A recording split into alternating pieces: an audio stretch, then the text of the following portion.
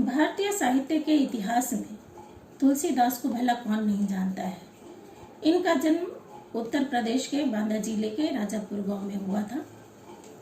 जहाँ तक हम लोग सबको ही जानते हैं कि इनका बचपन अत्यंत ही संघर्षपूर्ण था। माता पिता से इनका त्याग हो चुका था। गुरु कृपा से इन्हें राम भक्ति का मार्ग मिलता है और राम भक्ति परंपरा में तुलसीदास अतुलनीय है, अग्रगण्य कवि हैं। इनके उपासक श्री रामचंद्र जी हैं। इन्होंने कई रचनाएं लिखी है, जिसमें रामचरितमानस सर्वोत्कृष्ट महाकाव्यों में से जाना जाता है। इसके बाद कवितावली, गीतावली, दोहावली, कृष्ण गीतावली, विनय पत्रिका इनकी प्रमुख रचनाएं हैं। रामचरितमानस की रचना इन्होंने अवधी भाषा में की है। आप जो पढ़ने जाएंगे राम लक्ष्मण परशुराम संवाद, यह प्रसंग अत्यंत ही रोचक है और मैं इसे आपको तोड़ तोड़ के 6 खंडों में बताने जाऊंगी। इसमें राम लक्ष्मण परशुराम संवाद यह रामचरितमानस के बाल कांड से लिया गया है। सीता स्वयंवर जब होता है तो राम द्वारा शिव का धनुष तोड़ दिया जाता है।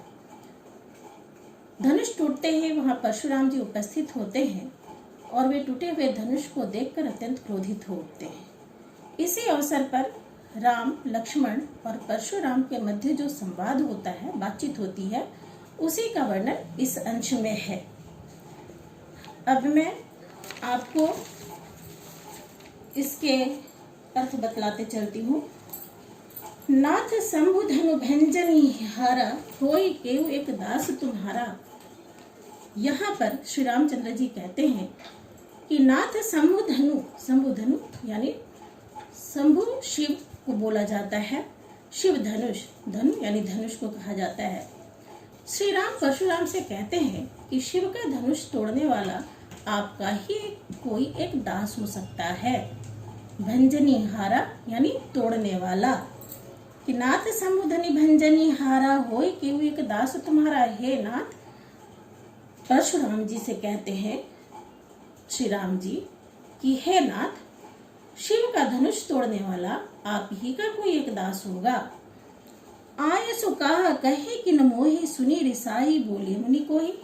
आयसु का अर्थ होता है आज्ञा, रिसाई का अर्थ होता है क्रोध।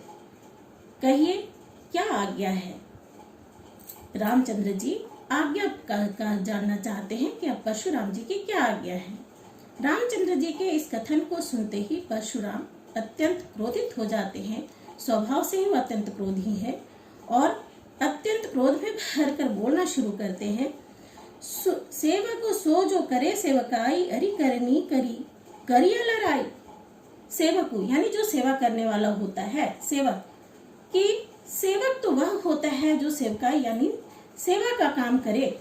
अरि करनी यानी शत्रुता का काम करने वाले से तो लड़ाई ही करनी चाहिए। सुनो राम जय शिव धनु तोरा, सहस बाहु सम सोरी पुमोरा। हे राम सुनो, जिसने भी इस शिव धनुष को तोड़ा है वह सहस्र बाहु के समान मेरा शत्रु है। सहस्र बाहु एक राजा थे जिनकी सहस्र भुजाएं थी और इनकी सहस्र भुजाओं को परशुराम ने काट फेंका था।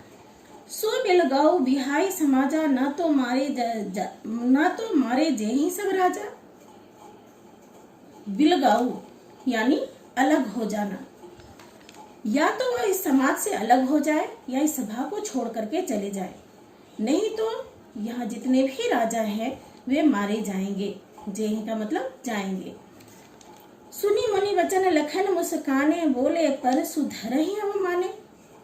मुनि के इस प्रकार के, मुनि यानी परशुराम को बोला जा रहा है, परशुराम के इस प्रकार के क्रोधपूर्ण वचनों को सुनकर लक्ष्मण जी मुस्कुराते हैं और परशुराम की अवमानना अर्थात अपमान करते हुए बोलते हैं। बहुत धनु ही तोरी लरिकाई, कबहु न सिरी से कीन्ही गुसाई। रिस का मतलब क्रोध होता है।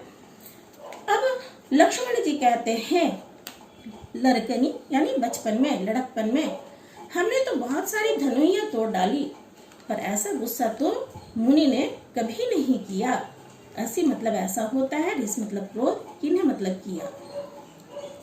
एहि धनु पर ममता के ही हेतु सुनी रिसाई कह भृगु कुल केतु। यही मतलब इस पर, इस धनुष पर आखिर ममता कैसी है, यानी इस धनुष पर ममता का क्या कारण है। लक्ष्मण के इस वचन को सुन करके सुनी रिसाई कह भृगुकुल केतु, भृगुकुल केतु, केतु ध्वज को कहा जाता है।